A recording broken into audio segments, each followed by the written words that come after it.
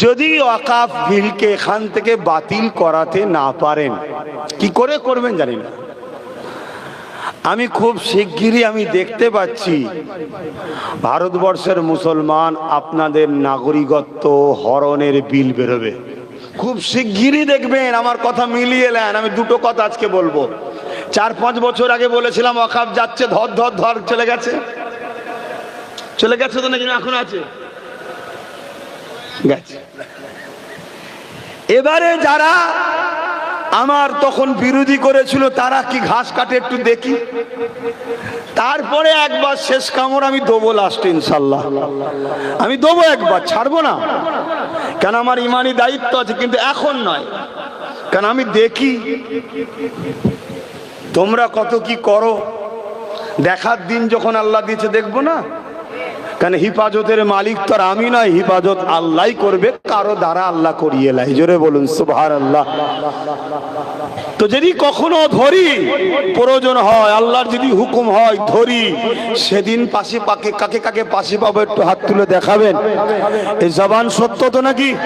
হাত লম্বা করে তুলেছেন? আচ্ছা একটু ডায়ে বায়ে দেখা যাবে বীজখানে কেউ ফাঁকা আছে কি? কেউ হাত তুলতে বাকি আছে কি দেখা যাবে? হাত নাবান। যদি কেউ হাত তুলতে বাকি থাকে, কেন দেখতে বললাম? মারবেন না। এ বেচারি দুর্বলকে মেরে কি লাভ? আমি শুধু দেখতে বললাম এই কারণে যে আমাদের ভেতরে যারা থাকে সবাই আমাদের নয়, তার প্রমাণ এইটা। কথা বুঝে আসছে না? হ্যাঁ, এজন্য বললাম শুধু দেখে নে বাবা। কেন কালকে হয়তো কিছু বলবে, বিশ্বাস করে নিবি, ঠকে যাবি। তো যাই হোক, এখন যে কথা বলতে চাচ্ছি, দুটো কথা বলবো। আজ বলে যাচ্ছি, খুব শিগগিরই সেই দুটো জিনিস আপনারা আবার দেখতে পাবেন ইনশাল্লাহ। হ্যাঁ, পড়িয়ে যেমন ডাক্তার বানান, উকিল বানান, জজ বানান, ডিএম বানান, আইপিএস অফিসার বানান, আবার পাশাপাশি রাজনীতির নেতা বানান। ভালো ভালো ছেলেদেরকে প্রজেক্ট করুন, না হয় কঠিন দিন আসছে। এই একটা কথা বললাম। আর একটা কথা হচ্ছে, যদি আপনারা এই ওয়াকাফ বিলকে এখান থেকে ব্যাংকে না পাঠাতে পারেন, আমার কথা শুনছেন, কি করে করবেন আমি জানি না। আর আমি পলিসি দেখাবো না। কেন দেখাবো না? কে মোমেন কে মুনাফেক বুঝতে গেলেই সমস্যা হয়ে যাচ্ছে। আমি পলিসি দেখালে আমার উপরে অসুবিধা আছে। কথা বুঝে আসে? সব দুনিয়ার ক্যামেরা আমার দিকেই থাকে। কথা মাথায় ঢুকছে না? ঢুকে না? হ্যাঁ রে বাবা, লক্ষ লক্ষ লোক নিয়ে কথা বুঝে আসছে। রাস্তা বন্ধ করে ঘন্টার পর ঘন্টা থাকবে, কোন রকম সমস্যা হবে না। আমি ফাঁকা মাঠে শুধু নিজে বসে থাকবো, অমনি আমার নামে, আমার সাথীদের সব নামে কেস এসে যায়। কথা মাথায় কিছু ঢুকলো? কেন ওটা সেটিং এর লোক, আমি সেটিং এর লোক নয়। এই হচ্ছে ব্যাপার। যদি ওয়াকাফ বিলকে এখান থেকে বাতিল করাতে না পারেন, কি করে করবেন জানি না। আমি খুব শিগগিরই আমি দেখতে পাচ্ছি ভারতবর্ষের মুসলমান আপনাদের নাগরিকত্ব হরণের বিল বেরোবে। ভোটার অধিকার কেড়ে নেওয়া হবে, একটা বিল বেরোবে। বিলটা ঠিক এমন হবে, ভারতের মুসলমান এরা এদেশে থাকবে, থাকুক, লেবার হিসাবে, কর্মচারী ভাড়াটিয়া হিসাবে থাকবে, এদের এদেশে কোনো অধিকার নাই। ভোটাভুটিতে একটা বিল বের হয়ে যাবে। কথা মাথায় ঢুকলো? আর যদি এখান থেকে এটাকে ব্যাংকে ফিরিয়ে দিতে পারেন, আগামী 50 বছর আপনাদের ঘরে আর কেউ হাঁটবে না। আবার নতুন করে প্ল্যান তৈরি করবে। এবারে এটাকে ব্যাংকে ফেরাবার রাস্তা আছে? নেই। কে বলেছে? সব শয়তান ঠান্ডা হয়ে যায় তো সামান্য। আমার কাছে সব পলিসির ওষুধ আছে, কিন্তু সে প্রয়োগ আমি আমভাবে দেবো না। কথা মাথায় ঢুকছে না? ঢোকে নেই। কেন? আমার জাতের ভেতরেই তো একদল আছে কি এক্ষুনি ঠান্ডা করে ঢুকে যাবে, ঢুকে যে বলবেন দাও মাল দাও, আমাকে দাও, আমাকে দাও, আমাকে দাও, চলে আসবে। আরে ঠকে ঠকে শিখে গেছি, কি করব বলেন না। বয়সটা হয়তো দুনিয়া বেশি দিন না দেখলেও অনেকটা দেখে ফেলেছি। তো যাক, আমার এই দুটো কথা মাথায় থাকবে। হ্যাঁ, কদিন আগে ঈদ হয়ে গেল, তাম পৃথিবী জুড়ে 250 কোটি লোক ঈদ পালন করলো। এর জন্য অন্য কোন ধর্মের লোকের কোনো ডিস্টার্ব হয়েছে? এর নাম হলো ইসলাম। অথচ পৃথিবীর বিভিন্ন জায়গায় তাকিয়ে দেখুন, কেউ মসজিদে ঢুকে, কেউ মাদ্রাসায় ঢুকে, বারবার ইসলাম ও মুসলমানদের ঘরে হত্যা, গুলি, খুন, নানা রকম অত্যাচার করেই যাচ্ছে। বড় দুঃখের সাথে বলতে হয়, আমাদের মাতৃভূমিতে এই অসভ্যতাটা ছিল না। রিসেন্ট দেখছি আমার ভারতবর্ষ এই হাওয়া যেন একটা হু করে বইছে, এই হাওয়া যেন আমার দেশেও শুরু হয়েছে। যেদিন থেকে কেন্দ্রে বিজেপি সরকার এসেছে ওই দিন থেকে হাওয়াটা যেন বাড়ছে। তার আগে কিন্তু এমন হাওয়া ছিল না। কোনো একটা জায়গায় যেন মনে হচ্ছে ওরা হয়তো এই হাওয়াটা চালাবার জন্য পিছন থেকে সাপোর্টই মনে হয় করছে। কেরাম মনে হচ্ছে না? হয়নি। এতে মূলত কি হচ্ছে, আমার দেশের ভৌগোলিক পরিস্থিতিটা নষ্ট হচ্ছে। আমার দেশে বিদেশি কোম্পানি আসতে চাইছে না, আমার দেশের ভাইচারা নষ্ট হচ্ছে, আমার দেশের জিডিপি একেবারে তলানিতে চলে যাচ্ছে, আমার দেশ দেউলিয়ার দিকে চলে যাচ্ছে। কেন?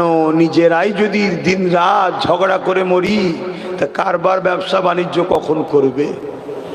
তো যাক, আল্লাহ আমার দেশকে এই হিংসার আগুন থেকে হিফাজত করেন, বলুন আল্লাহুম্মা আমিন। আল্লাহ আমার দেশবাসীকে সঠিক বুদ্ধি দেন, বলুন আল্লাহুম্মা আমিন।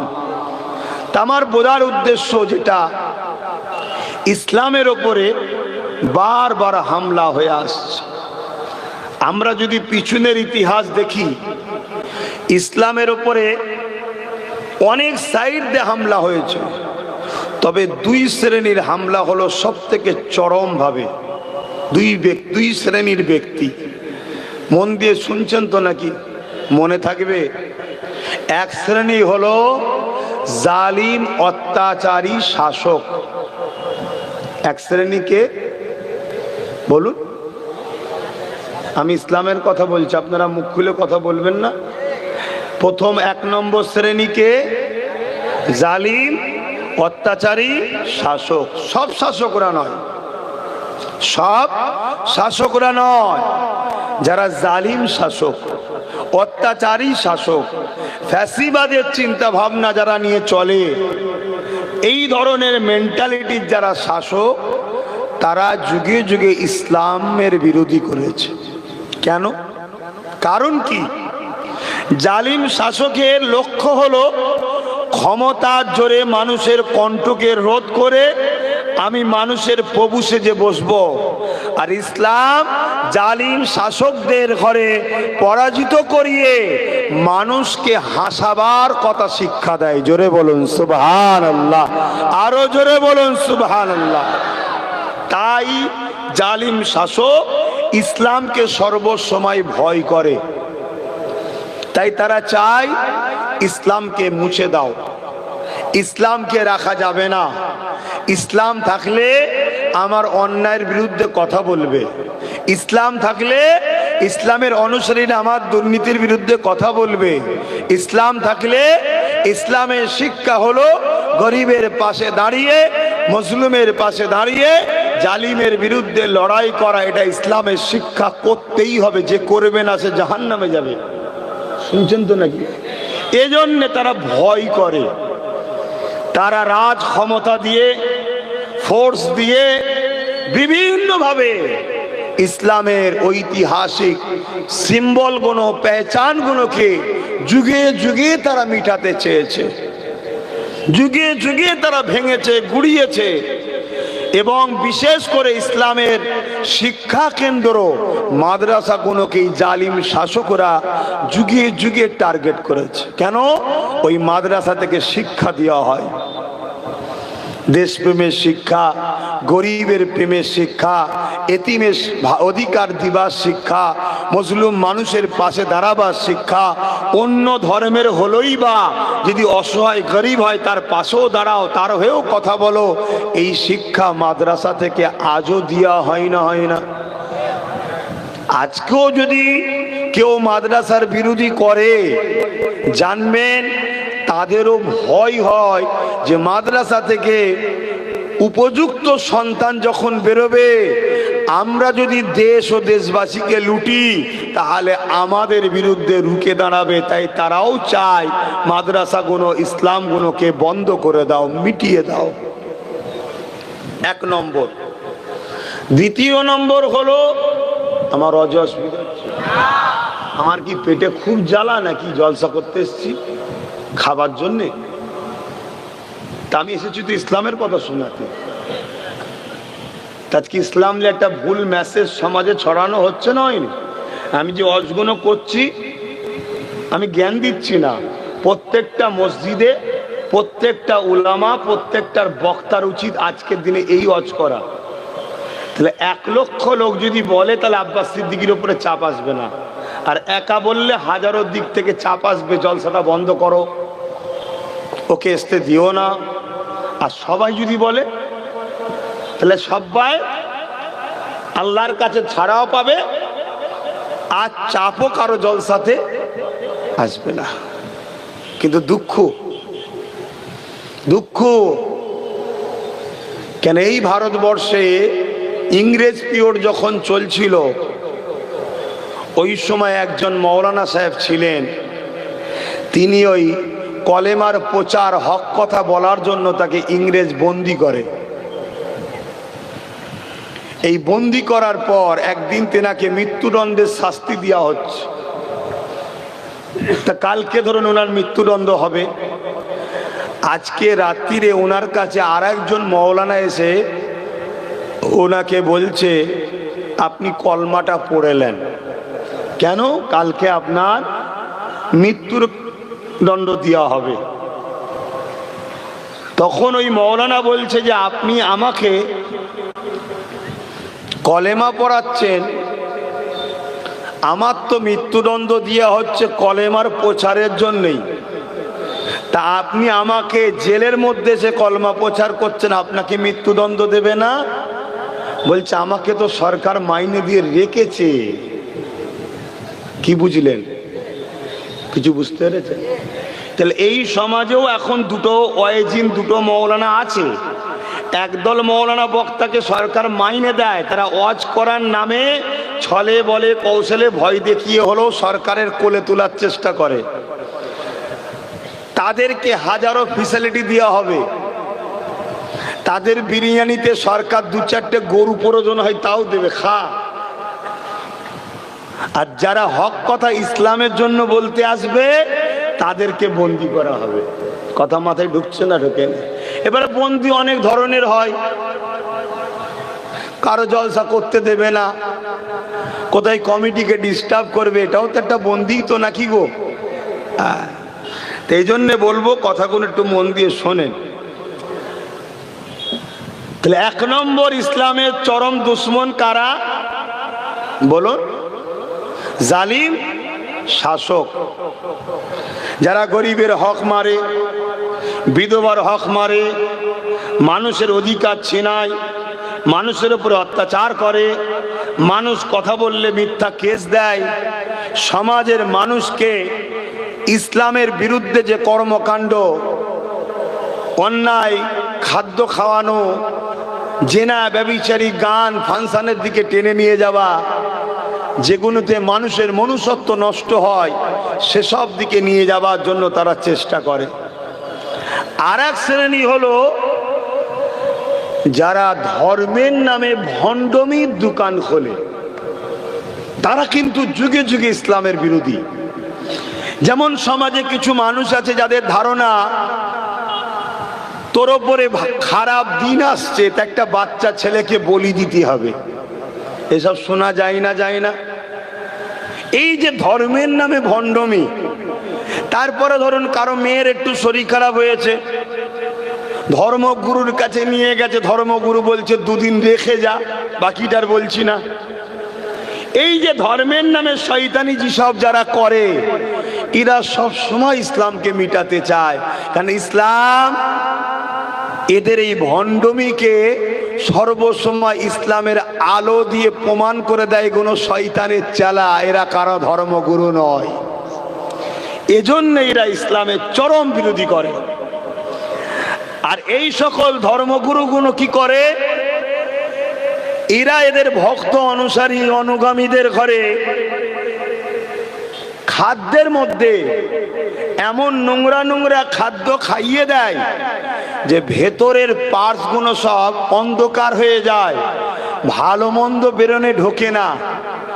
এবং ভক্ত মুরিদদের ঘরে অনুসারীদের ঘরে ট্রেনিং দেয়, ইসলামের বিরুদ্ধে কানে কানে কানে কানে বীজ দেয় যে ইসলাম এগুলো জঙ্গি, এগুলো আতঙ্কবাদ, এদেরকে মেরে ফেলা দরকার। যেমন সাপ দেখলে মারতে হয়, মুসলমান দেখলেই মারতে হয়, এরকম ট্রেনিং দেয়। শুনছেন তো নাকি? এই দুই শ্রেণী হলো যুগে যুগে ইসলামের চরম বিরোধী করে। কিন্তু এরা দুজন যতই বিরোধী করুক, ইসলাম ও ইসলামের অনুসারীদের কখনোই ক্ষতি করতে পারেনি। জোরে বলুন সুবহানাল্লাহ। তবে এই দুই শ্রেণী একদল, এক শ্রেণীকে আবার হাতিয়ার যুগে যুগে বানায়। ওই হাতিয়ারের পাল্লায় যারা পড়ে সেই মুসলমান গুলোর ক্ষতি হয় এবং তাদের দ্বারা ইসলামের কিছু ঐতিহাসিক জিনিসগুলো নষ্ট হয়ে যায়। তাদেরকে বলা হয় মুনাফিক মুসলমান। এই দুই শ্রেণী যুগে যুগে ভালো ভালো স্কলার ছাত্র মুসলমানদের তাদেরকে মোটা মোটা অঙ্কের টাকা দিয়ে খরিদ করেছে। খরিদ করে তাদের দ্বারা মুসলিম সমাজের মধ্যে একটা মত ঢুকাতে চাইছে। কি ঢুকাতে চাইছে? দুনিয়া কদিনের, উসাব বাবা তোমাদের দেখার দরকার নেই, শুধু আল্লাহ আল্লাহ করো, আল্লাহ আল্লাহ করো, সব আখিরাতে নেবে, দুনিয়ায় উসাব ফিতনা ফাসাদে যাবার কথা বলেন দরকার নেই। অথচ আমার নবী পাক সাল্লাল্লাহু আলাইহি ওয়াসাল্লামের লাইফের একটা বড় অংশ হলো কিতাবুল মাগাজি। জালিম অত্যাচারী শাসকদের বিরুদ্ধে লড়াই করেছে, যুদ্ধ করেছে। জোরে বলুন সুবহানাল্লাহ। ওটাকে পুরো বাদ দিয়ে দিয়েছে না দেয়নি বলুন, কথা বলুন। হ্যাঁ, এটা হলো পরিকল্পনা। কেন? এই মুসলমানগুলোকে তোমরা ছলে বলে কলে কৌশলে একদম প্যারালাইসিস রুগী টাইপের বানিয়ে দাও, এদের মেন্টালি থেকে ঢুকিয়ে দাও যে না না না ওসব আমাদের দরকার নেই, আমরা এসেছি আল্লাহ আল্লাহ করবো, কারবার ব্যবসা বাণিজ্যে থাকবো, ও কোথা কি হচ্ছে না হচ্ছে অন্যায় দেখার দরকার নাই। অথচ আল্লাহ পাক কোরআনের মধ্যে বলছেন, আল্লাহ পাক কোরআনের মধ্যে জানিয়ে দিলেন, এ দুনিয়া মানুষেরা কুনতুম খায়রা উম্মাতিন উখরিজাত লিন-নাসি তা'মুরুনা বিল মা'রুফ ওয়া তানহাউনা আনিল মুনকার।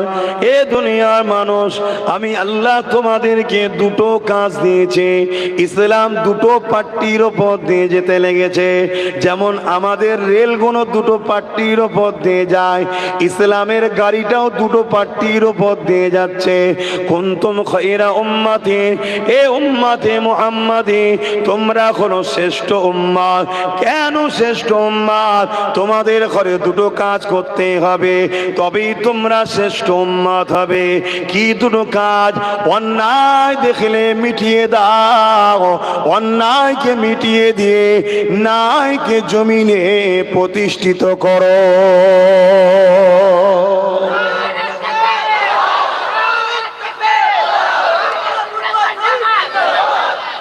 এই দুটো কাজ আল্লাহ দিয়েছে না দেয়নি? তাহলে প্রথম কাজ কি? অন্যায় মিটাও, সন্ত্রাসী মিটাও, জঙ্গিবাদ মিটাও, গুন্ডাগিরি মিটাও, দাদাগিরি মিটাও। আল্লাহ ছাড়া অন্য কারো দাসত্ব চলবে না। দাসত্ব একমাত্র সৃষ্টিকর্তার।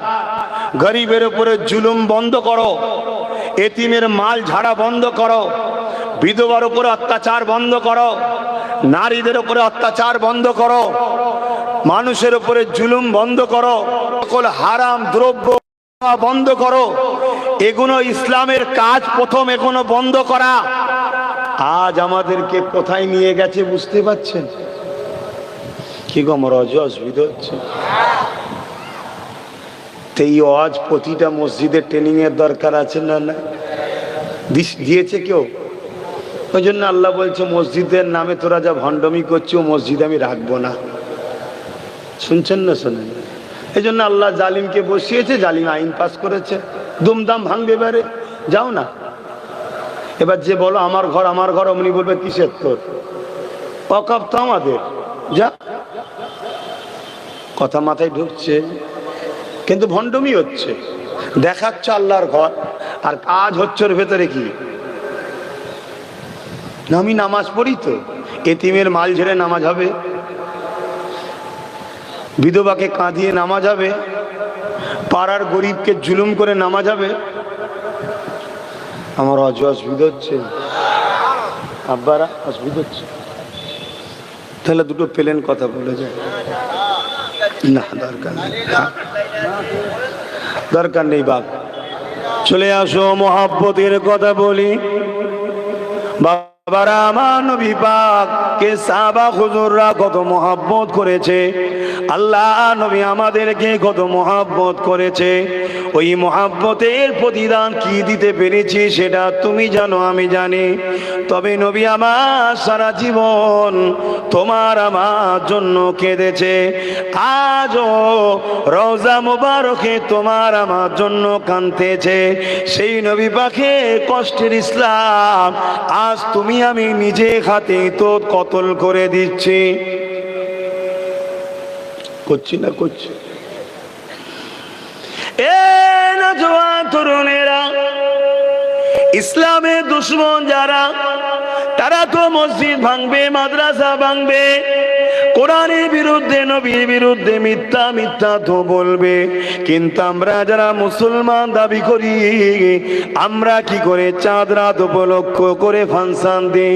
আমরা যারা মুসলমান দাবি করি, চাঁদ রাত উপলক্ষ করে কি করে ডিজে বক্স বাজিয়ে গান চালিয়ে নাচতে পারি? আমরা যারা মুসলমান দাবি করি, ঈদ প্রীতি শুভেচ্ছা মিলন উৎসবের নামে মেলা করে ছেলে মেয়ে একসাথে অবৈধ মিলামিশা, জেনা, চোখের নেজা, জানের নেজা, অন্তরের জেনা, হাতের নেজা, বিভিন্ন রকম জেনার কাজ কি করে করাতে পারে? কি করে আমরা মুসলমান হয়ে করতে পারলাম? মনে রাখবেন, এখানেই তো ডাউট হয় কে ইমানদার আর কে মুসলমান সেজে মুনাফিক। বুঝতে পারছি? আবার সেই ঘুরে চলে এসেছি, দেখছেন? মানে রক্তটা তো জুলফিকার সিদ্দিকী, দাদা হুজুর জুলফিকার, জুলফিকার সিদ্দিক থেকে আলী আকবর সিদ্দিকী থেকে এসছে। হক কথা না বলে থাকতে পারছি না, কিন্তু হক কথা বলার তো সময় নেই। আর কথা বুঝে আসছে না? না কেন হক কথা বলার সময় নেই? আমার কম হক কথা শুনবে না। আমি ওসবের কথা বলছি না, ওসবের ধার ধরি না, কি ওদের কি দাম আছে? রাত্রিরে শোবে, সকালে সূর্য উঠবে, জালিম না উঠতে পারে, তো কি দাম আছে বাবা? আর আমার কমই তো শুনতে চাইছে না, আমার কম তো কমেন্টে গালিগালাজ করছে, আমার কমই তো আমাকে সমালোচনা করছে, আগেও করেছে, এখনো করছে, আগামীতেও হয়তো করবে। তরুণেরা, আল্লাহ নবীর জীবনে এমনও দিন গেছে, এই পৃথিবীর জমিনে অন্যায়কে মিটাবার জন্য, জুলুমকে বন্ধ করার জন্য নারীগুলোকে জ্যান্ত পুঁতে দেওয়া হতো। আল্লাহ নবী বন্ধ করার জন্য গরিবের হককে মারা হতো, এতিমের হককে ছিনিয়ে নেওয়া হতো, মানুষগুলোকে দাসী বানিয়ে বাজারে নিলামে তোলা হতো, মানুষ কিনা বেচা হতো। এইভাবে যে অন্যায় অত্যাচার জমিনের উপরে চলছিল, আল্লাহ নবী এগুলো বন্ধ করার জন্যে যখন নবী আমার কাবার সামনে দাঁড়িয়ে গিয়ে বলল, এ মক্কা মানুষের এগুলো বন্ধ করো, এগুলো অন্যায় হচ্ছে, জুলুম হচ্ছে, তুমিও মানুষ, এরাও মানুষ, বড় লোক হয়েছো তো গরিবের উপরে জুলুম করার জন্যে নয়, নারীকে জুলুম করার জন্যে নয়, নারী হলো মায়ের জাত, তাদেরকে সম্মান করতে হয়, তাদেরকে স্নেহ করতে হয়, ভালোবাসতে হয়। আল্লাহ নবী এইভাবে যখন মেসেজটা দিতে লেগেছে। তৎকালীন ক্ষমতাশালী শাসক ছিল আবু জেহেল, তৎকালীন ক্ষমতাশীল শাসক ছিল উতবা সাইবা। তারা আমার নবী পাকের খবরটা পেয়ে গেল যে মুহাম্মদ এই মেসেজ ছড়াতে লেগেছে। তারা দেখলো রসুলকে যদি রুকা না যায়, দলে দলে মুসলিম কোন মুহাম্মদ রসুলের দিকে চলে যাবে। মুহাম্মদ রসুলের দিকে যদি চলে যায়, তাহলে আমাদের অন্যায়ের জুলুমের সাম্রাজ্য খানা মিটে যাবে। এই জন্য তারা আমার নবী পাককে রুখতে চেয়েছিল। কাবার জমিনে আল্লাহ নবীকে এত অত্যাচার করেছিল, আমার নবী পাক কাবার জমিনে অজ্ঞান চৈতন্য হয়ে পড়ে গেল। আমার নবী পাকের সাথে হযরত আবু বকর সিদ্দিক ছিলেন, তিনাকেও তারা মেরেছিল। আবু বকর সিদ্দিক অজ্ঞান চৈতন্য হয়ে গেল। এ যুবকেরা, তরুণেরা, বাপেরা, বেঈমান জালিমেরা আমার রাসূলুল্লাহ নাকে আগুন দিয়ে দেখতে লেগেছে। তারা মনে করেছে মারা গেছে, ফেলে দিয়ে চলে গেছে। এই দিনের জন্য আমার রাসূল এত কষ্ট করেছে। তুমি মুসলমান দাবি করে চাঁদ রাত উপলক্ষ করে গান বাজনা করবে, মনে রাখবে যাদেরকে নিয়ে তুমি সম্প্রীতি বানাতে চাইছো, ওই জালিমদের হাতেই আল্লাহ তোমাদের মিটাবে। মিটাচ্ছে না মিটাইনি? বলুন, মিটাচ্ছে না মিটাইনি? হ্যাঁ, বলেছিল বিজেপিকে রুখতে গেলে আমাদেরকে সাপোর্ট করো, বলেছিল না? বলে নে। আর ভোটের সময় অনেকে গায়েব। শুনছেন না? শুনেন না? আবার একজনের বিষয়ে আবার কেউ একটু বলেছে যে ছিল নাকি, তার আবার পেস্টিজে উঠেছে। বুঝছেন না? বোঝে মানে হঠাৎ করে যদি রং মিস্ত্রি বড় লোক হয়ে যায়, এই দশাই হয়। কথা মাথায় ঢুকছে তো? কিন্তু আমাদের ঘরে কি বলেছিল যে ওকে রুখতে গেলে একে দরকার। এবং অনেক মোল্লা মলি সাহেব, ইমাম সাহেবরা প্রচার করেছিল না, করেনি? তাহলে এখন জিজ্ঞেস করুন কি হবে। শুনছেন তো নাকি? জিজ্ঞেস করতে হবে বাবা।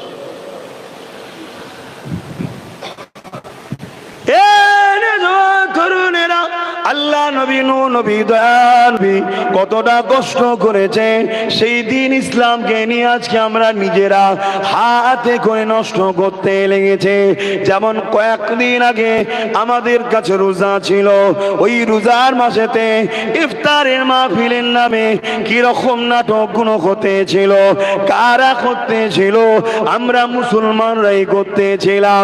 আজকে যে নামাজেতে, যে ঈদগাতে মুসলিম নারীদের পর্যন্ত যাওয়া নিষেধ রয়েছে, কলিকাতার রোডে আমার রাজ্যের সিএম একজন মহিলা হয়ে সেখানে চলে গেল। সে তো আর এমনি এমনি চলে যায়নি, তাকে নিয়ে গেছে যারা। খেয়াল করে দেখুন, তারা সমাজের বুকে মুসলমানদের উলামা দাবি করে, তারা সমাজের বুকে মুসলমানদের মাথায় বসে রয়েছে। এই সকল মুনাফিক গাদ্দাররা যখন আমাদের মাথায় থাকবে, তখন কেন্দ্রে বসে থাকা লোকগুলো ওয়াকাফ বিলকে তো সহজেই লিখে নেবে একটা দেবো, ঠাস করছে দেখলে দেবো, পাগলামি ছুটিয়ে ফেলবেন।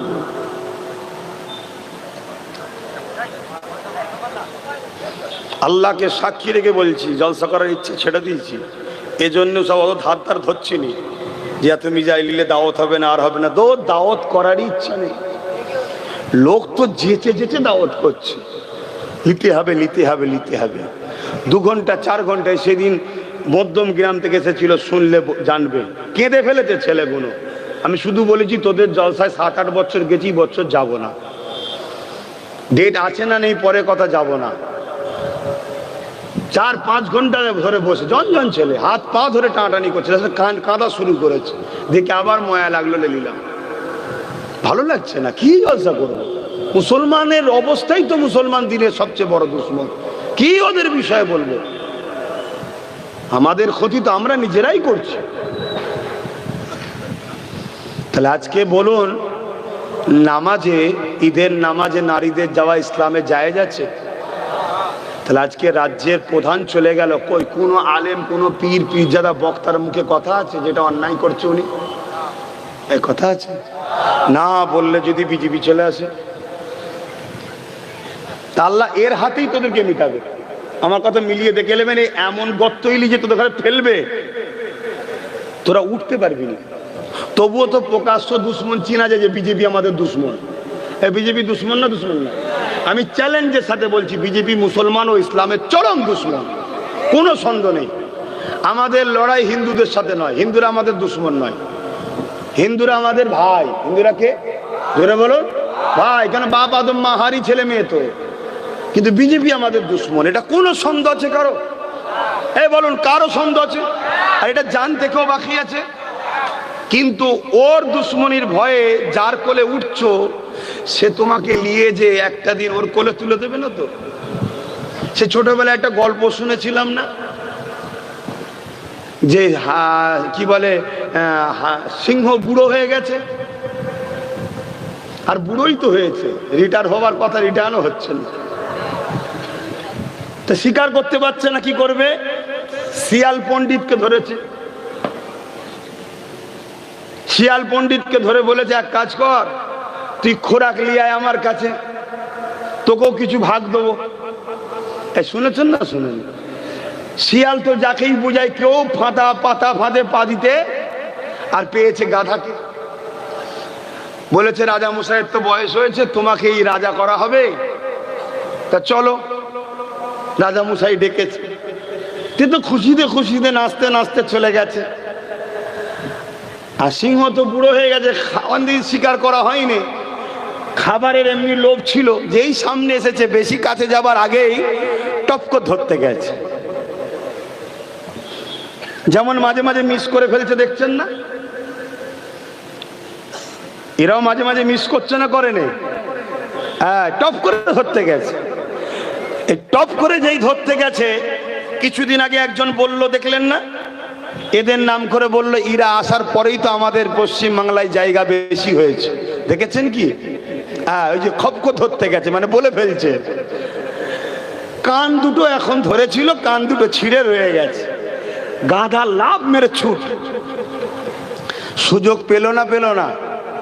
গাধার বুঝে লিয়া দরকার ছিল যে আমার নয় রে, এ শিয়াল নিজের চেয়ে আমাকে ঝাড়ার জন্য।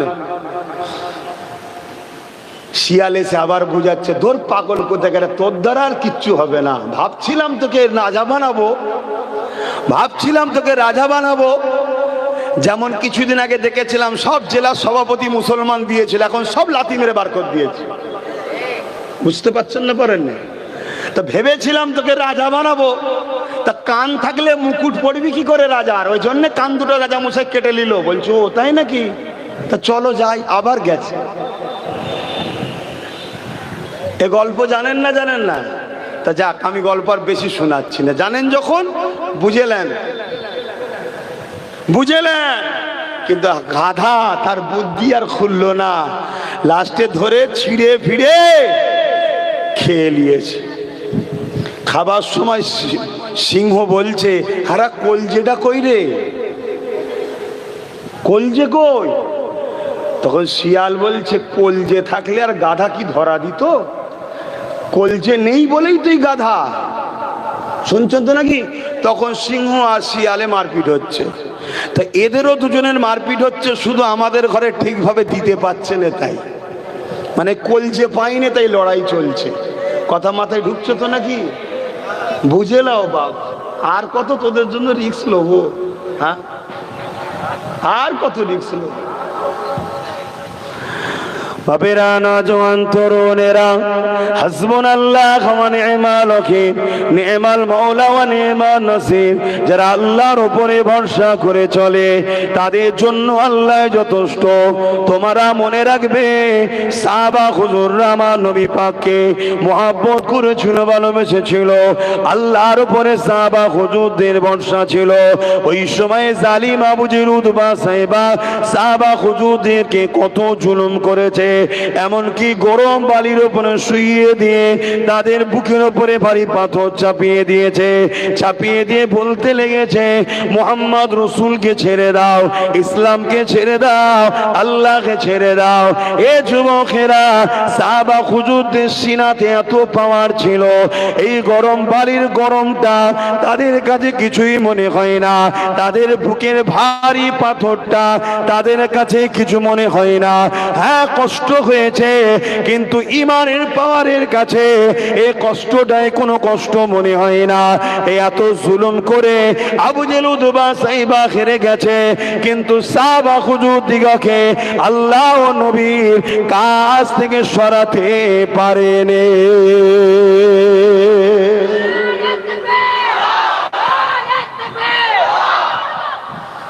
আমাদের ঈমান কোথায়?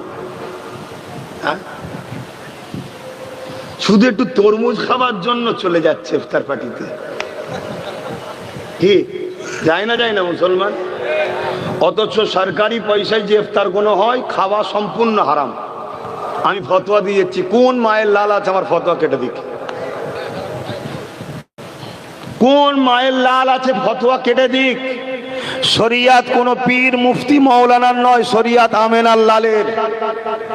যদি জায়েজ হয় ওই ফতোয়াটাও নিয়ে আসো, তাহলে ওটা মেনে নেব। কেন গভর্নমেন্টের সরকারি পয়সা দিয়ে কোনো ইফতার করা যাবে না। ওই পয়সায় হাজার ধরনের পয়সা থাকে, যেখানে মদেরও থাকে, সুদেরও থাকে, দেহ ব্যবসা করার পর্যন্ত থাকে।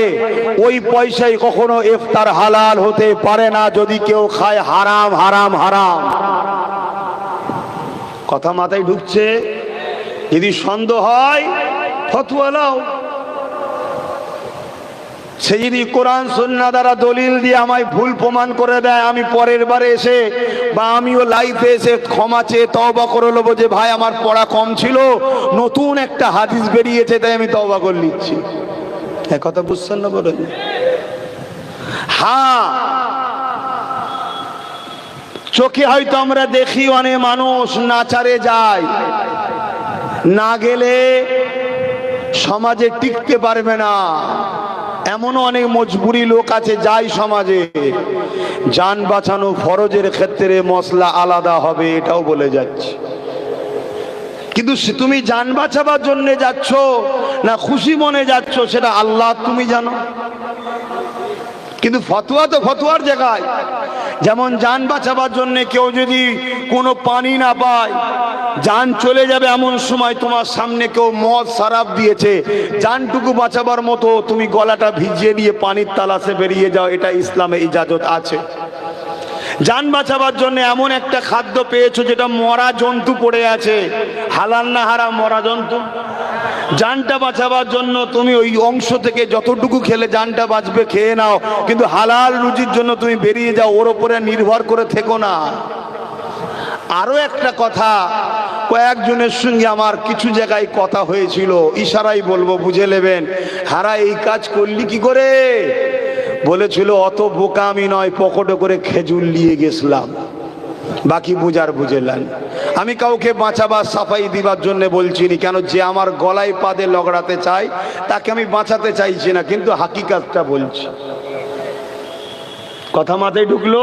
কিন্তু শরিয়াতের ফতোয়া তোমাকে নিতে হবে।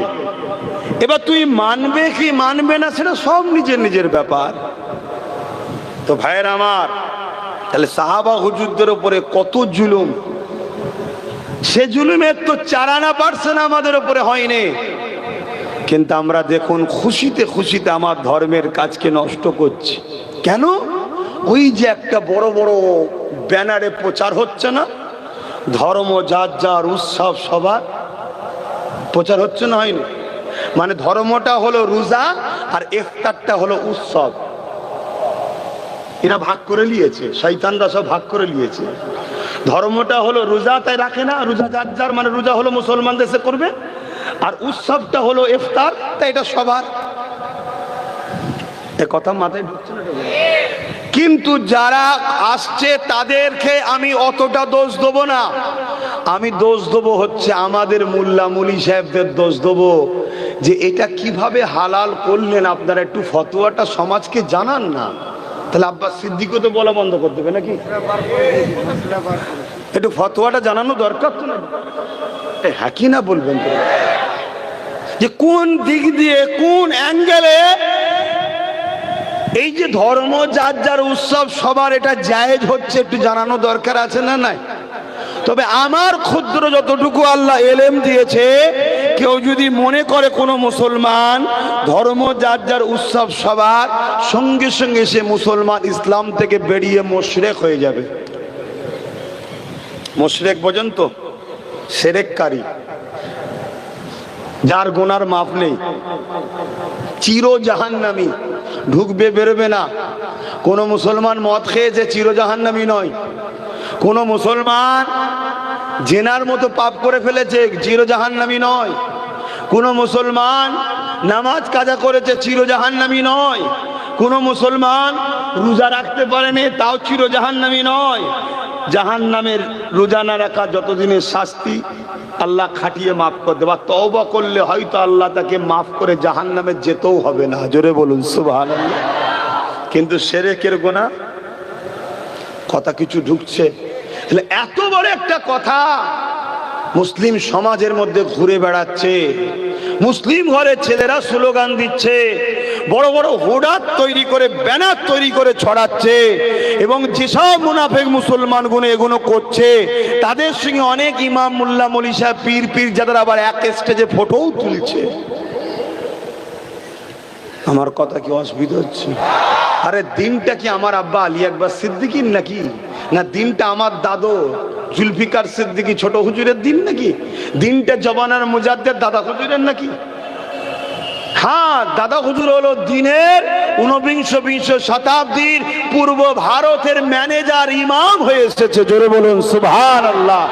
তার অনেক বড় পাওয়ার আমি অস্বীকার করছি না, কিন্তু দিনের মালিককে আমিনার লাল মোহাম্মদ রসুল, জোরে বলুন সুবহানাল্লাহ, আর তিনাকে মালিক বানিয়েছেন আল্লাহ।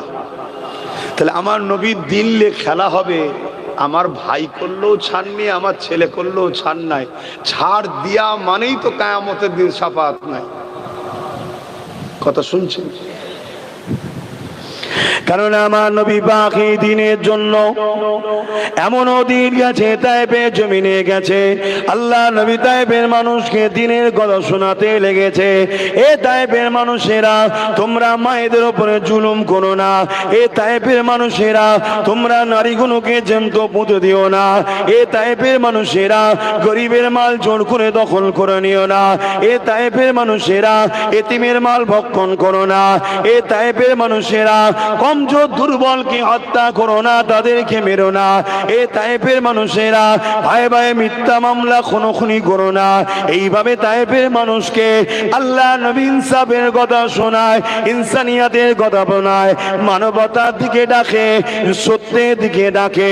এই তায়েফের মানুষকে শোনাবার জন্য আল্লাহ নবী যখনই গেলে, তায়েফের সরদারেরা, তায়েফের লিডারেরা, তায়েফের নেতারা, তারা তাদের ভাড়া করা দুষ্টু ছেলেদের ঘরে রাসূলুল্লাহর পিছনে লাগিয়ে দিল। তারা বড় বড় পাথর নিয়ে আল্লাহ নবীকে মারতে লাগলো। যেখানে পাথর লাগে আমার নবী পাকের শরীর মুবারক থেকে রক্ত বেরোতে লেগেছে, নবী পাকের শরীর দিয়ে রক্ত বেরোতে লেগেছে। আল্লাহ নবীর দিকে ঝাঁকে ঝাঁকে তীর আসে, নবী আমার খালি হাতে চারিদিকে হাত বাড়ায়, হাতে লাগে হাত ফেটে যায়, কপালে লাগে কপাল ফেটে যায়, বদনে লাগে শরীরে লাগে, সেখান থেকে ফেটে ফেটে রক্ত লোহ ঝরতে লেগেছে। এত রক্ত বেরোতে লেগেছে, নবী পাকের জুতা মোবারক খানা রক্ততে ডুবে যেতে লেগেছে, রক্ততে পুরো ভিজে যেতে লেগেছে। আল্লাহ নবী জবানে বলতে লেগেছে, এ তায়েফের মানুষেরা, আমি মুহাম্মদ তোমাদেরকে বাঁচাবার জন্য এসেছি, সত্যের দিকে ডাকতে এসেছি, খুন খারাপি দাঙ্গা জঙ্গি ফাসাদ থেকে তোমাদেরকে মুক্ত করতে এসেছে। তোমাদের রবের পক্ষ থেকে আমি মুহাম্মদ এসেছি, আমি তোমাদের দুশমন নয়, তোমরা আমাকে এইভাবে মেরো না। কিন্তু জালিমদের ভাড়াটিয়া গুন্ডা কোনো এত মারা আমার নবীকে মারলে আল্লাহ নবী তায়েফের জমিনে অজ্ঞান অচৈতন্য হয়ে পড়ে গেল। নবী পাকের শরীর দেখে রক্ত তায়েফের বালির জমিনে পড়তে লেগেছে। নবী আমার অজ্ঞানে পড়ে রয়েছে। জালিমদের সর্দার কোনো আগিয়ে এলো, নবী পাকের নাকের গোড়ায় এই বিভিন্ন অঙ্গে হাত দিয়ে দেখতে লেগেছে মুহাম্মদ বেঁচে আছে না মারা গেছে। তারা দেখতে লেগেছে মুহাম্মদ রসুল মারা গেছে, তাদের দেখাই দেখছে মারা গেছে। আমার রাসূলুল্লাহর এই অবস্থাতে আবার নবীর উপরে কিছু লাঠির আঘাত করে তারা আনন্দ করতে করতে ফিরে যেতে লেগেছে। এদিকে ফারিস্তারা কাঁদতে লেগেছে, ও রাব্বি আল্লাহ, এই দৃশ্য দেখে আপনি এখনো কেন খামোশ আছে? আপনি তায়েফবাসীর উপরে কেন আপনি আযাব দেন না? কেন আপনি তাদেরকে ধ্বংস করে দিচ্ছেন না? আপনি যার জন্য কুল কায়নাতকে বানিয়েছে সেই বন্ধুর উপরে এত জুলুম করেছে, আপনি কেন খামোশ রয়েছে? আমার আল্লাহ বলতে লাগলে, এ আমার ফেরেশতারা যাও দুনিয়া জমিনে যাও, আমি খামোশ আছি, দুনিয়া জমিনে গেলে উত্তর পেয়ে যাবে। আমার হাবিবের কাছে চলে যাও এবং পাহাড় চালো ফেরেশতাকে সাথে নিয়ে যাও। যদি আমার হাবিব বলে পাহাড় দুই দিকে দুটো পাহাড় রয়েছে, পিছখানে তায়েফবাসী আছে, দুটো পাহাড়কে এক জায়গায় করে বা পাহাড়কে তুলে নিয়ে তায়েফবাসীর উপরে চাপিয়ে মেরে দেবে, আমি আল্লাহ ইজাজত দিয়ে দিলাম। তবে অর্ডার খানে একবার আমার হাবিবের থেকে নিও। আমার হাবিব যদি অর্ডার দেয় আমি আল্লাহ পাস করে দিলাম, করে দেবে।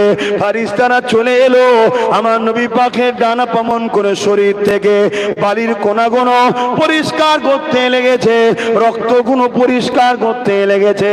আল্লাহ নবীর হুঁশটা ফিরে গেল।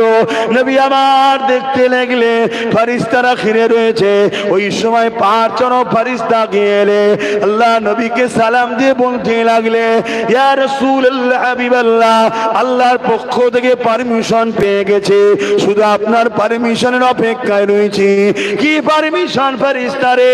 হুজুর আপনি ইজাজত দেন, এই দুই পাহাড়কে এক জায়গায় করে তায়েফবাসীকে টিপে মেরে দেওয়া হবে বা পাহাড় তুলে নিয়ে ওদের উপরে চাপিয়ে দেওয়া হবে। আরে দয়া নবী, রহমতের নবী, মায়া নবী সঙ্গে সঙ্গে সিজদায় পড়ে বা আসমানের দিকে হাত তুলে আল্লাহর কাছে কাঁদতে লেগে বলছে, আল্লাহ এরা আমাকে চেনে না তাই মেরেছে, আল্লাহ এদেরকে আপনি শাস্তি দেবেন না আল্লাহ। একদিন না একদিন এদের ছেলে ছেলে ছেলে ছেলে আমি রাসূলুল্লাহ বিশ্বাস রাখে আমাকে নবী জেনে ইমানের কলেমা পড়ে আমার জন্য নিজেদের জান গুণ কুরবান করে দেবে। আরো জোরে বলুন সুবহান।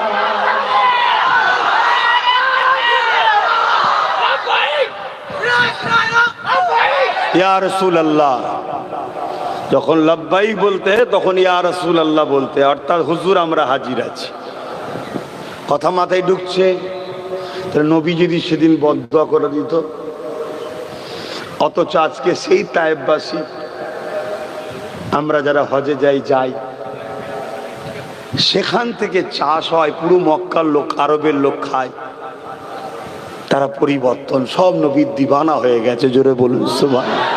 সেই দোয়া শুধু তায়েফবাসী পেয়েছে, সেই দোয়া দেখুন আজকে ভারতে আমরাও পেয়েছি। আপনাদের পূর্বপুরুষ খারাপ নেবেন না, 3-4 পিঁড়ি পিছনে গেলে কেউ মুসলমান ছিল না, সব বিভিন্ন ভুল রাস্তায় ছিল। খুন খারাপি, ফিতনা ফাসাদ, কাটাকাটি বা এক প্রভু ছেড়ে দিয়ে হাজারো দিকে ছুটে বেড়াতো, মানুষের উপাসনা করত, মানুষের কাছে গিয়ে মাথা নত করত। শুনছেন? কিন্তু ইসলামের আলো যখন আমার গরিবে নওয়াজ নিয়ে আসলো, সত্যের আলোয় আপনাদের পূর্বপুরুষদের মধ্যে দাদু বা পদ্দাদো, দাদি বা পদ্দাদি, এভাবে সব ইমানের কলেমা পড়ে মুসলমান হচ্ছে। জোরে বলুন সুবহানাল্লাহ। তো অনেকের ভয় হয় ইসলাম যদি থাকে আরো যদি হয়ে যায়। শুনছেন না? শোনেন? তো এটাকে বন্ধ করে দাও, এটার বিরুদ্ধে উল্টো পাল্টা মিথ্যা প্রচার করো। কিন্তু আলহামদুলিল্লাহ আতরের শিশিকে যতই তুমি লুকিয়ে রাখো না কেন,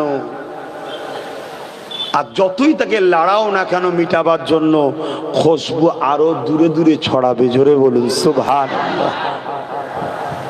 ইসলামের খুশবু কখনো দাবিয়ে রাখতে পারে না। আরে আমেরিকার মতো সুপার পাওয়ার, তাই তো নাকি আমেরিকা সুপার পাওয়ার, তো বলে তো নাকি সবাই আজকের দিনে পৃথিবীতে নাকি আমেরিকা হলো সবার দাদা। কিসের দাদা ভাই আমরা বুঝি না, আমাদের কাছে সব দাদা ফাদা কিছুই ভাব বুঝতে পারি, কিন্তু লোক তো বলে আমেরিকা দাদা নাকি।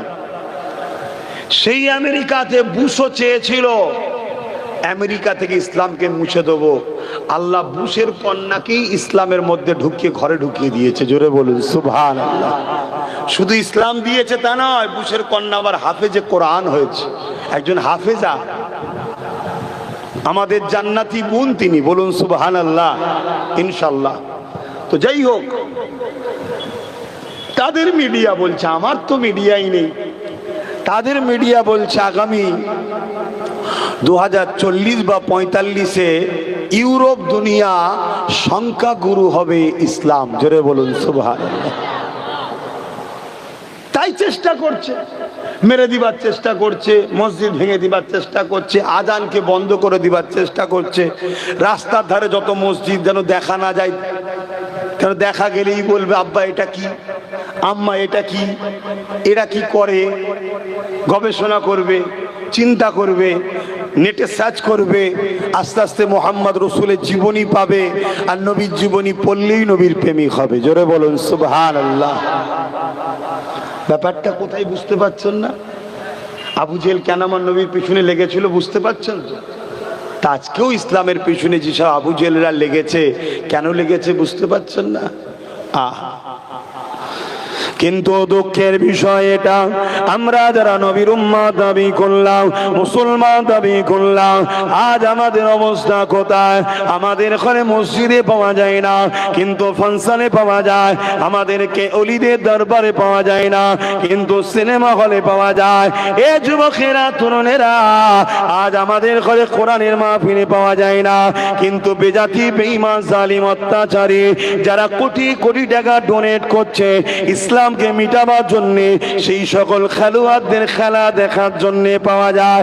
আমাদেরকে এমন করে দিনের মাহফিলে পাওয়া যায় না, অথচ দুনিয়া জমিনে যে সব ফাসেক ফাজেল ইসলাম বিরোধী নেতা লিডার রয়েছে, যারা ছলে বলে কলে কৌশলে ইসলামের একটা একটা কাজকে বন্ধ করতে চাইছে বা ইসলামের মধ্যে নোংরা হারামকে ঢুকাতে চাইছে, তাদের মিটিং মিছিলে আমাদেরকে পাওয়া যাচ্ছে। মনে রাখবেন, এইভাবে যদি জিন্দেগি চলতে থাকে, আল্লাহ কোরআনে ওয়াদা করে দিয়েছে, তোমরা আমাকে আর আমার হাবিবকে ছেড়ে যাকে বেশি প্রাধান্য দেবে, আমি আল্লাহ তাদের হাতে তোমাদের পরাজিত করব। এখনো সময় আছে, পরিবর্তন হয়ে যায়। লাকাদ কানা লাকুম ফি রাসূলিল্লাহি উসওয়াতুন হাসানা, আমার নবীকে মডেল বানিয়ে নেন। ধর্ম নীতি করবে কোন মোল্লা মলি সাহেবকে দেখে নয়। মোল্লা মলি সাহেব যদি নবীর কথা বলে ওই কথাটা নেবে, তার কথা বললে চলবে না। কেন? ধর্ম নীতি আমার নবীকে দেখে করতে হবে, সমাজ নীতি আমার নবীকে দেখে করতে হবে, সংসার নীতি আমার নবীকে দেখে করতে হবে। এ যুব সমাজেরা, রাজনীতি যারা করবা করার ইচ্ছা আছে, তাদেরকে মেসেজ দিয়ে যাচ্ছি, করো, কোনো অসুবিধে না। কারণ ইসলামের রাজনীতি হলো হালাল, তবে কিন্তু দুনিয়ার অন্য কাউকে অনুসরণ করে করলে হবে না। রাজনীতি করতে হবে আমার রাসূলুল্লাহকে ফলো করে। তুমি পৃথিবীর যেখানেই থাকো না কেন, আমার রাসূলকে ফলো করে চলতে হবে। আমার নবীর রাজনীতি কেমন ছিল? আমার নবী যখন মদিনার রাষ্ট্রপ্রধান হলে, ওই মদিনাতে আগুন পূজারী তখন ছিল, মজুসি ছিল, খ্রিস্টান ছিল, বিভিন্ন ধর্মের লোক ছিল। আমার নবী সমস্ত ধর্ম ধর্মের ধর্মগুরু ও লিডারদের ঘরে ডেকে একটা মুসলিকা তৈরি করলে, একটা লিখা তৈরি করলে, যে লিখার মধ্যে নবী আমার বলে দিলে কার উপরে ধর্মীয় ব্যাপারে জুলুম বাড়াবাড়ি করা যাবে না, যে যার স্বাধীনতা নিয়ে থাকবে, কিন্তু মদিনা সার্বভৌমত্বকে নিরাপদের জন্য আমি রাসূলুল্লাহ যে সিস্টেম দিয়েছি ওই সিস্টেম অনুযায়ী তোমাদেরকে চলতে হবে। এ যুবকেরা, তরুণেরা, বাপেরা, আল্লাহ নবী রাজনীতি শিখিয়ে দিলে কারো মালকে ছেড়ে নেওয়া যাবে না, ব্যবসায় কাউকে ঠকানো যাবে না, কাউকে মালে কম দেওয়া যাবে না, দেশের সঙ্গে প্রতারণা করা যাবে না, দেশের সার্বভৌমত্বকে নিরাপদে রাখার জন্য সমস্ত নাগরিককে সহযোগিতা করতে হবে। যে খাদ্য কোনো মানুষের জন্য ক্ষতিকারক ওই খাদ্য কোনোভাবে প্রযোজ্য করা যাবে না। নানান ভাবে নবী আমার এই সিস্টেমগুলো চালিয়ে দিল। আজকে আপনি গণতান্ত্রিক দেশে বাস করেন, বলতে পারেন তাহলে এখানে আমি কি করব? মনে রাখবেন, এই দেশে যদি সবাই সবার নেতাকে মানতে পারে, কেন আপনারা মুহাম্মদ রাসূলুল্লাহকে মেনে চলতে পারবেন না?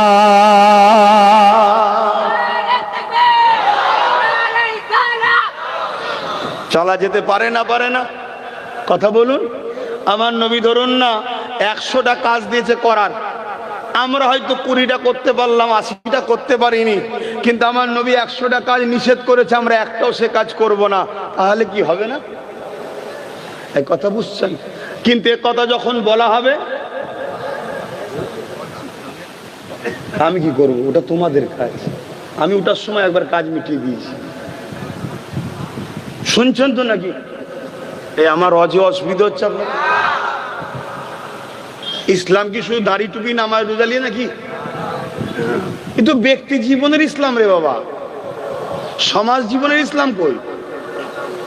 আমি নামাজ পড়েছি, যে পড়ে না তার উপকার হয়েছে, কথা বলে। কিন্তু আমি যদি একটা সিস্টেম চালু করি, যদি কেউ গরিবের মাল ঝেড়ে খায়, ধরা পড়লে সঙ্গে সঙ্গে তার 12 বছরের জেল, এই সমাজের সব গরিব উপকৃত হবে না? হবে না? এটা হলো সমাজ জীবনের ইসলাম। আমি যদি সিস্টেম চালু করি, সমাজে মদ চলবে না, এতে সমাজের লাখো মা বেটিরা উপকৃত হবে না? হবে না? এই মদের জন্য হাজারো লোকের অ্যাক্সিডেন্ট বন্ধ হবে না? হবে না? ক্রাইম, খুন বন্ধ হবে না? হবে না? আজকে যদি মদ ব্যান থাকতো, তিলোত্তমা বোনটা হয়তো আজও চিকিৎসা করতো। এই কথা মাথায় ঢুকছে না? ঢোকে না? আজকে যদি মদ বন্ধ থাকতো, তাহলে আনিস খান হয়তো আজও আমাদের সঙ্গে থাকতো। সবকিছু মদের কারণে হয়। কেন? কোনো মানুষ যখন এত বড় পাপ করতে যায়, সে সুস্থভাবে করতে পারে না, সে ড্রিঙ্ক তখন করে নেয়। তাহলে মদ সমাজের জন্য ভালো না ক্যান্সার? আর সেই ক্যান্সারকে যারা বাহবা করে বাড়ি বাড়ি পৌঁছাচ্ছে, তাদের সঙ্গে এক স্টেজ শেয়ার করে খেতে ভালো লাগে, তখন মনে পড়ে না যে আমার নবীর দিন কি বলেছে? তখন বলেন, মনে পড়ে না যে না না না মুসলমান, আমাদের রাজনীতি করা যাবে না, এরকম বলে না? বলে না? খুব সাবধান হন, যদি না হন আমার কথা নিতে হবে না। এতদিন তো লেন নেই, আবার নাই নেবেন, তা কি হয়েছে? কিন্তু আল্লাহ আগামী দিন কি করে আপনাদের জন্য দেখুন না, অপেক্ষা করুন। আমি তো বলেছিলাম 3 বছর, কত বছর বলেছিলাম? কি বলেছিলাম? 3 বছরে কি হবে? চোখ দিয়ে পানি নয়, কি বলেছিলাম? 3 বছরের মধ্যেই 1 বছর, এটা কি মাস চলছে? 4 মাস। 1 বছর 4 মাস হয়েছে। চোখ দিয়ে রক্ত বেরোবার রাস্তায় নেবিছি না নাবিনি? এখনো তো বাকি আছে 1 বছর 8 মাস বাকি আছে। দেখো না কি হয়। হাওয়াই উড়িয়ে দিয়ে যাইনি আমি কথা, হাওয়াই উড়িয়ে দিয়ে যাইনি। সব দিক দিয়ে সবাই গা ভেসিয়ে দিচ্ছে, সবাই মিশে যাচ্ছে। আমি মিশতে পারিনি? হ্যাঁ, সবাই একদিকে মিশে জানা হয়েছে। আমি যদি মিশে যাই, জালিমদের তকদির আরো খুলে যাবে। কিন্তু না, কালকে সূর্য উঠবে, আমি উঠবো, কোনো গ্যারান্টি নাই। আল্লাহ আল্লাহ রসুল ছাড়া দ্বিতীয় কিছু বুঝারও দরকারও নাই। এতে লোক আমাকে গাইয়া বলবে, আনকালচার বলবে, বা আমার ওয়াজকে কাটিং করে বাজারে ছাড়বে, ছেড়ে নানা রকম বলবে কি মৌলবি, কি বলে মৌলবাদী, বুঝেন না? হক কথা বলাকে যারা মৌলবাদী বলে, এদের মতো বড় সন্ত্রাস পৃথিবীতে দ্বিতীয় কেউ নেই। হক কথাকে যারা মৌলবাদী বলে, হ্যাঁ খুব ভালো তারে বোঝেন বাপ আমার, আল্লাহর দিনটা কি। প্রথমে একটা আয়াত থেকে কিন্তু এইদিকে চলে এলাম। আল্লাহ পাক কিয়ামতের দিন ধরে নেবে, নবী আমার আমাদের জন্য অনেকটা সহজ করে দিয়ে গেছে। নবী আমার জানিয়ে দিলে, আল্লাহ যে বললেন অন্যায় দেখলে প্রতিবাদ করো, অন্যায়কে মিটিয়ে দাও, ন্যায়কে প্রতিষ্ঠিত করো। ওই যে আয়াতটা বলেছিলাম, কুনতুম খায়রা উম্মাতি উখরিজাত লিন-নাসি তা'মুরুনা বিল মারুফ ওয়া তানহাউনা আনিল মুনকার, অন্যায়কে মিটিয়ে দাও, ন্যায়কে প্রতিষ্ঠিত করো। আল্লাহ নবী আমাদের জন্য এই আয়াতকে একটু সহজ করে দিয়ে গেছে। কি সহজ করেছে? ক্ষমতা থাকলে অন্যায় দেখলে হাত দিয়ে রোখো, যদি হাতে ক্ষমতা না থাকে মুখ দিয়ে প্রতিবাদ করো, যদি মুখে ক্ষমতা না থাকে অন্তর থেকে ঘৃণা করো। এই তিনটের মধ্যে কোনো একটা যদি না পাওয়া যায়, আল্লাহ নবী জানিয়ে দিলেন তার মধ্যে ঈমান বলে কিছু নাই। শুনছেন? তাহলে কেন্দ্র সরকার রাতারাতি যে অকাপ বিল করে নিল, এটা নাই করেছে না অন্যায় করেছে? তাহলে ক্ষমতা থাকলে হাত দিয়ে লড়তে হবে, হাতে না থাকলে মুখ দিয়ে। যদি মুখেও ক্ষমতা না থাকে কেন্দ্র সরকারের এই কাজকে বা তাদের ঘরে ঘৃণা অন্তর থেকে, জোরে বলুন, যদি এটা না করে যদি এর পরেও কেউ তাদেরকে ভোট টোট দেয়, তাদের গুণ গায়, তাহলে জানতে হবে ঈমান। এই কথা বলছো না তো? আমি আমার কথা শোনাচ্ছি, আমার নবীর কথা শোনাচ্ছি তো। এটা মুসলমান যদি তুমি দাবি করো, তোমার জন্য হাদিসটা, আমি অমুসলিমদের কথা বলছি না, তারা কি করবে না করবে তাদের ব্যাপার বাপ, তাদের ধর্মে কি আছে না আছে বিশ্বাস তাদের কাছে। আমি আমার কওমকে বুঝাচ্ছি, তুমি তো মুসলমান, তুমি আমার নবীকে মানো বলো তো। আমার নবীর দিন বলছে অন্যায় দেখলে হাত দিয়ে রোকো, হাত দিয়ে রুখতে দি না পারো মুখ দিয়ে প্রতিবাদ করো, মুখ দিয়ে না পারো দিল থেকে ঘৃণা করো। তাহলে যে কাজটা করলো এটা ঠিক করলো না অন্যায় করলো? তাহলে এই তিনটের মধ্যে কোন একটা বৈশিষ্ট্য থাকা দরকার তো। তবে লাস্টেরটা অন্তর থেকে ঘৃণা করা, এটা হলো খুবই দুর্বল। কচু পাতায় কখনো পানি দিয়েছেন? দেখেছেন টলমলো করে? এই অন্তর থেকে ঘৃণা করা, এটা হলো একেবারেই দুর্বল ঈমান। কিন্তু তারপরও ঈমান আছে। কিন্তু এই তিনটের মধ্যে কোনোটা যদি না থাকে তার মধ্যে ঈমান, জোরে বলো, আমার সাথে একমত তো? কেন কথাটা আমার নয়, কথাটা হুজুরের। হুজুরের হাদিস অস্বীকার করলে ঈমান থাকে? জোরে বলুন, হাত তুলে সাক্ষী দেন ঈমান থাকবে, ঈমান থাকবে। তাহলে আমি জানতে চাইছি, আমাদের রাজ্যের সিএম সর্বোচ্চ মাথায় যিনি বসে আছে, কলকাতার ঈদগায় গেছে, এটা ঠিক করেছে না অন্যায় করেছে? তাহলে এরও ক্ষমতা থাকলে হাত দিয়ে, যদি হাতে ক্ষমতা না থাকে মুখ দিয়ে, যদি মুখেও না থাকে, যদি এই তিনটের মধ্যে কোনোটা না পাওয়া যায়, জোরে বলুন, জোরে বলুন, তাহলে বেঈমান যদি সংখ্যা বেড়ে যায় তা আল্লাহর আযাব আসবে না কমবে? আমি ইমানদার, আমি মুসলমান, আমি ইমানদার, আমাকে যদি আল্লাহ পরীক্ষার জন্য কষ্ট সম্মুখীন করে, আমার অসুবিধা আছে?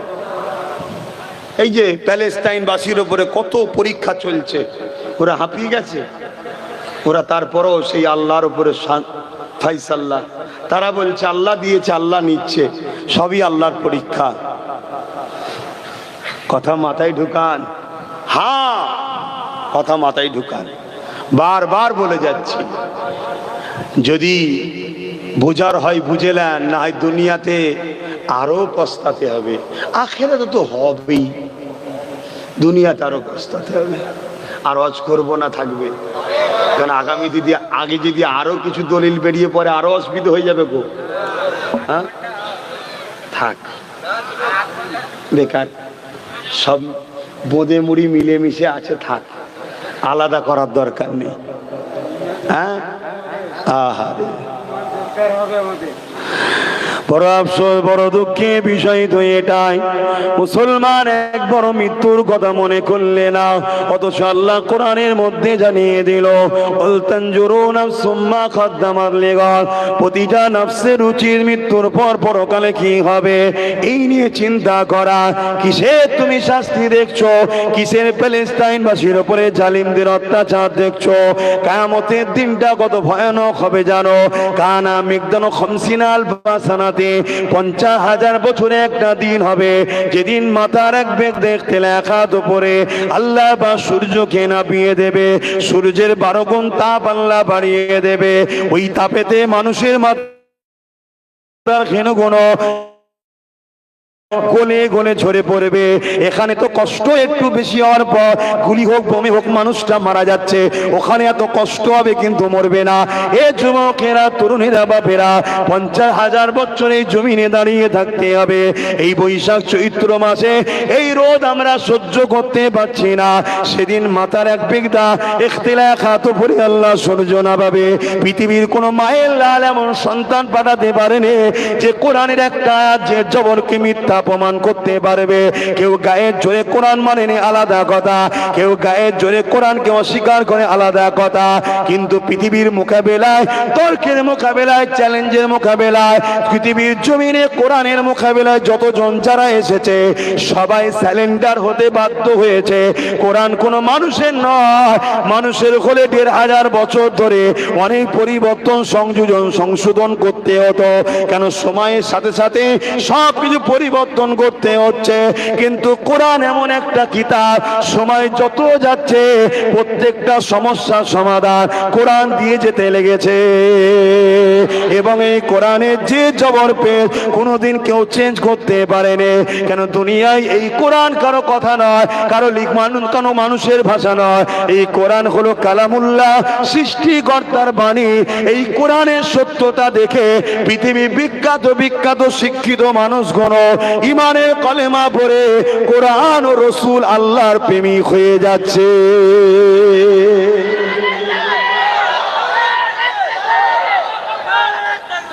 সেই কোরআন বলছে 50,000 বছর যেমন লম্বা হয়, একটা দিন অত বড় হবে।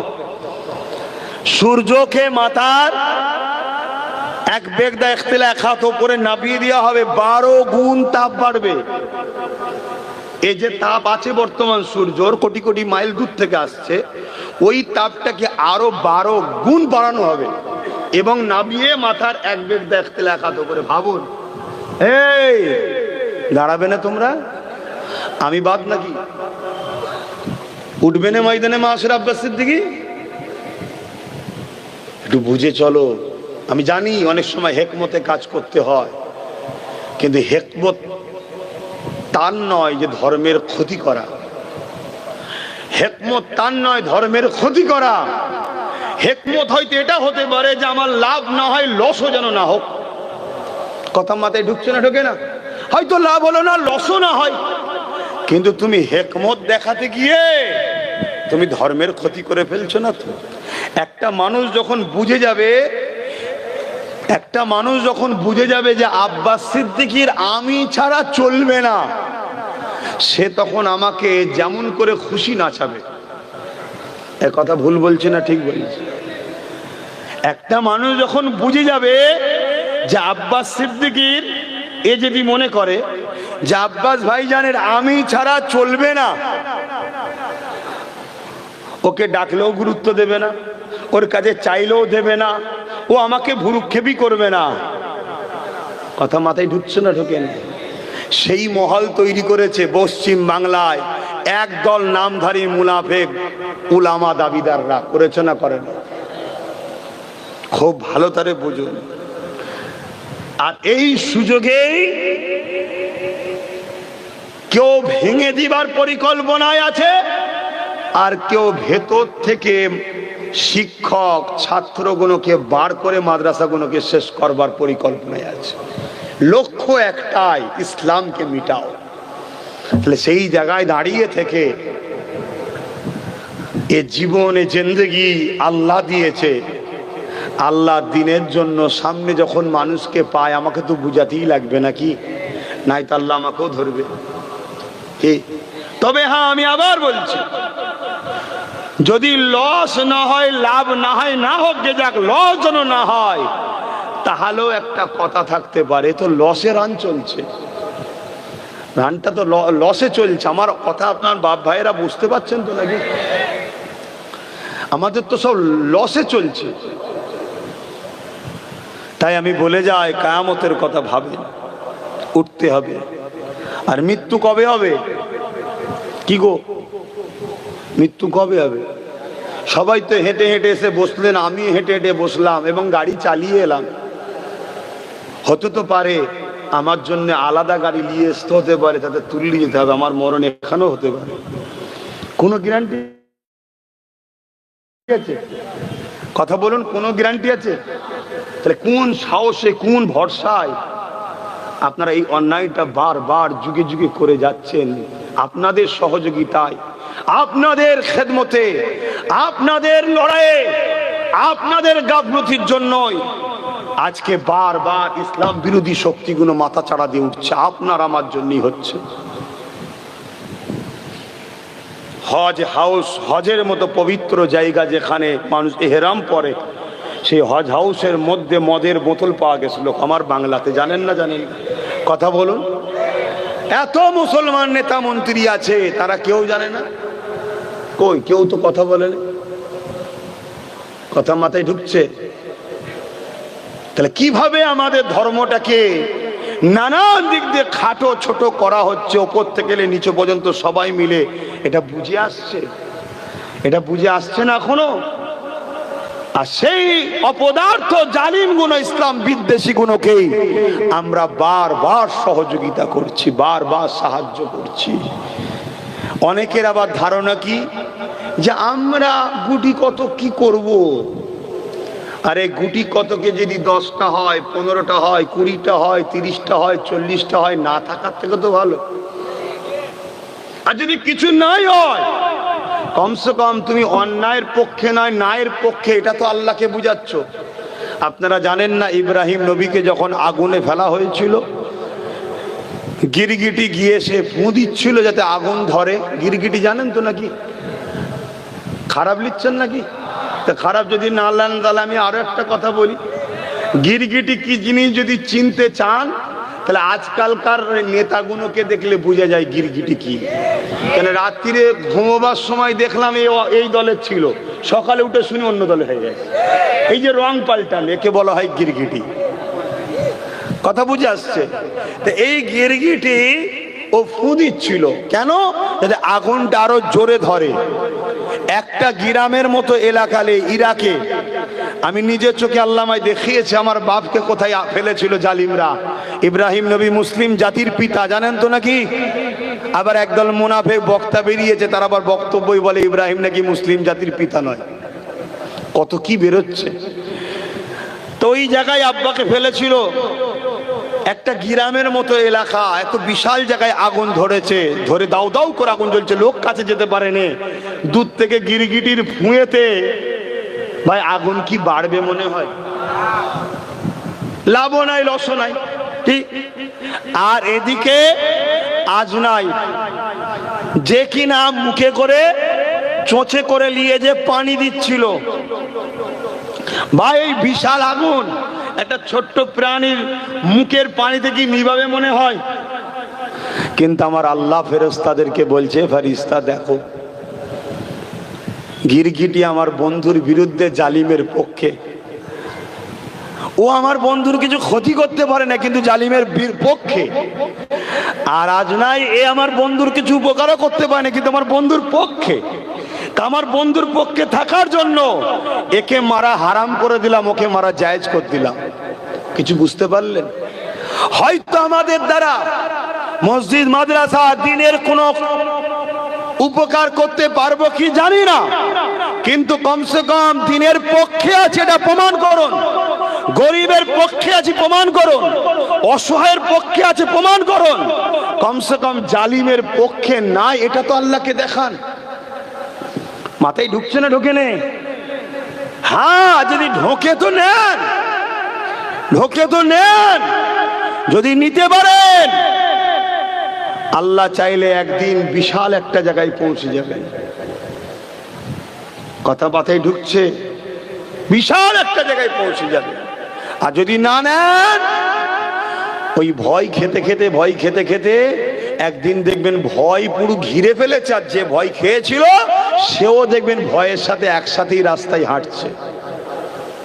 আজকে এরকম সিন দেখেছেন না দেখেননি? এক কথা বলছো না তো? হ্যাঁ, যদি বোঝার হয় বুঝুন, না বোঝার হয় আমি আর কি করতে পারি? কাউকে তো জোর করতে পারি না, কারণ ইসলামে তো জোর চলে না। তা আমি সংক্ষেপ করব, আমার দিনের যদি উপকার নাও করিস করগে যা, কমসে কম ক্ষতি করিস না, কেন ক্ষতি যে করে তার সাথে সম্পর্ক রাখাই হলো হারাম। উপকার করে না আলাদা কথা, কিন্তু ক্ষতি যদি না করে তবুও তাকে নিয়ে চলা যেতে, দুনিয়াবি স্বার্থে, মজবুরি স্বার্থে কি করা যাবে, নাই কি করি এখন আলাদা কথা ছিল। কিন্তু কেউ যদি একটা দিনের ঈদকেও সরিয়ে দেয়, একটা দিনের ছোট্ট একটা নবীর সুন্নত দস্তখানকেও যদি কেউ মিটাতে চায়, তার সহযোগিতা করাটাই হলো হারাম। আর হারামকে যে হালাল জানে সে কাফের হয়ে যাবে। কথা মাথায় ঢুকছে? এইবার তুমি যদি বলো তাহলে সব কি হচ্ছে কি হচ্ছে আমি জানি না, তবে রসুল বলেছে একটা দিন আসবে আখেরি জামানায় মসজিদ ভর্তি নামাজি থাকবে, একটা কেউ ইমানদার থাকবে না। এখন কি মসজিদ ভর্তি নামাজি থাকে? তাহলে নিশ্চয় আরো কিছু বছর আগে থাকতো, এখন তো থাকে না। এখন তো মসজিদে এক কাতারও পাওয়া যায় না। কত বুঝে আসছে? বলছে শুধু রমজান মাসটাই থাকে। তাহলে নবীর কথা অনেক আগে থেকেই শুরু হয়ে গেছে। মসজিদ ভর্তি নামাজি থাকবে, একটাও ইমানদার থাকবে না। কেন বুঝতে পারছেন না?